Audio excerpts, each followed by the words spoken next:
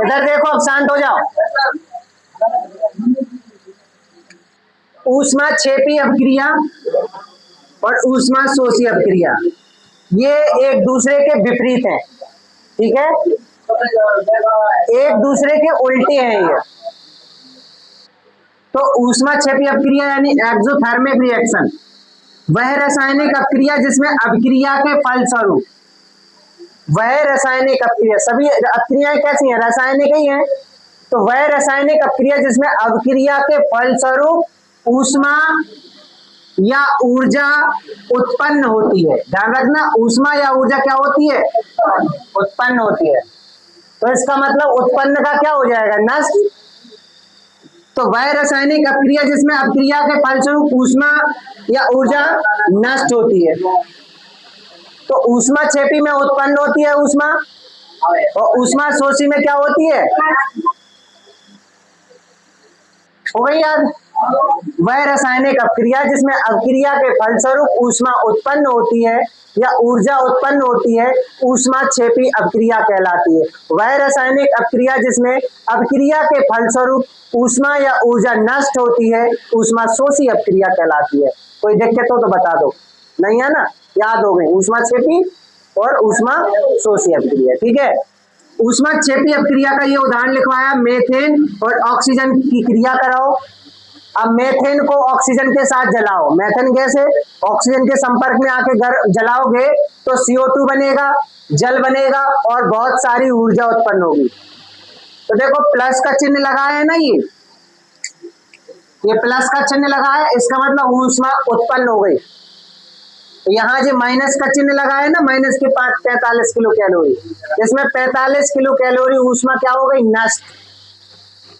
तो हमने मेथेन और ऑक्सीजन की क्रिया कराई तो कार्बन डाइऑक्साइड, जल और ऊर्जा उत्पन्न हुई। और इधर हमने N2 और O2 की क्रिया कराई, नाइट्रोजन की, ऑक्सीजन की, तो नाइट्रोजन ऑक्साइड हो गया है और 45 किलो कैलोरी ऊर्जा नष्ट हो गई है, ठीक है।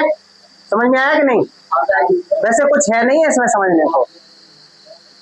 वह रासायनिक अपक्रिया जिसमें अभिक्रिया के फलस्वरूप ऊष्मा उत्पन्न होती है ऊष्माक्षेपी अपक्रिया कहलाती है। वह रासायनिक अपक्रिया जिसमें अपक्रिया के फलस्वरूप ऊष्मा या ऊर्जा नष्ट होती है ऊष्माशोषी अपक्रिया कहलाती है। कोई दिक्कत नहीं है ना, चलो देखो इधर देखो, अब शांत हो जाओ सब, 10 मिनट के लिए, 5 मिनट के लिए शांत हो जाओ। अवक्षेपण अपक्रिया, ठीक है, इवापोरेशन रिएक्शन, ठीक है।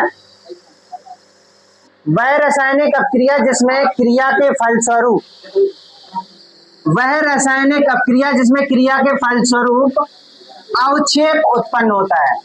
क्या उत्पन्न होता है, अवक्षेप। अवक्षेप ऐसे पदार्थ होते हैं जो जल में अवलेय होते हैं, ठीक है, जो जल में नहीं घुलते हैं, ठीक है, ठोस होते हैं, अवक्षेप वो होते हैं, ठीक है। तो ये तुम्हारा अवलेय है, ठीक है, जल में।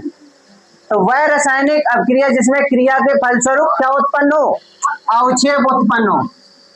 अवक्षेप उत्पन्न हो तो अवक्षेपण अपक्रिया है, अवक्षेपण अपक्रिया कहलाती है। उदाहरण याद कर लेना, Na2SO4 BaCl2 BaSO4 2NaCl। अच्छा, ये जो उदाहरण है एक और अपक्रिया का है, किस अपक्रिया का उदाहरण है, द्विविस्थापन अपक्रिया का है। क्यों, क्योंकि Na क्लोरीन के साथ चले गए और सल्फेट बेरियम के साथ, बेरियम सल्फेट और 2NaCl, अवक्षेप उत्पन्न हो रहा है। तो अवक्षेपण अपक्रिया में यही उदाहरण लिखा है और द्विविस्थापन में यही उदाहरण लिखा है।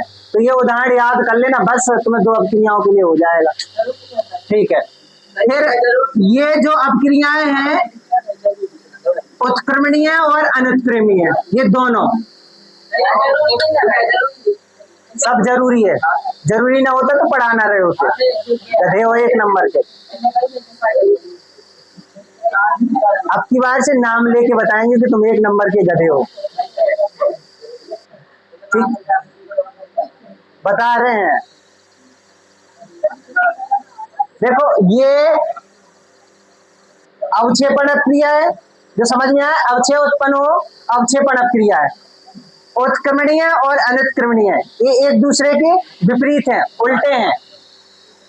तो वह रासायनिक अपक्रिया जिसमें जो दोनों दिशाओं में संपन्न होती है, दोनों दिशाओं में तो देखना NH3HCl ये तुम्हारा क्या है, अमोनिया, और ये क्या है, हाइड्रोक्लोरिक अम्ल।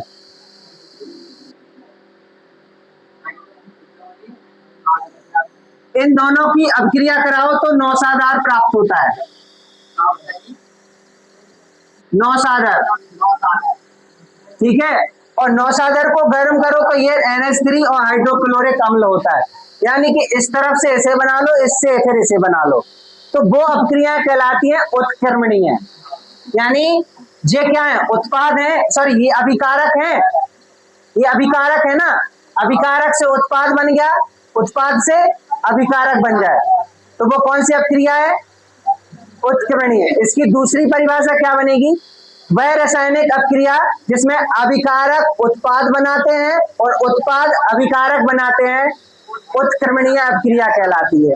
और पहली परिभाषा वह रासायनिक अपक्रिया जो दोनों दिशाओं में संपन्न होती है। ये जो निशान है ना, ये उत्क्रमणीय अपक्रिया का निशान है। ये तीर होता था तो अनुत्क्रमणीय का होता है कि एक ही दिशा में होगा, ये एक ही दिशा में है।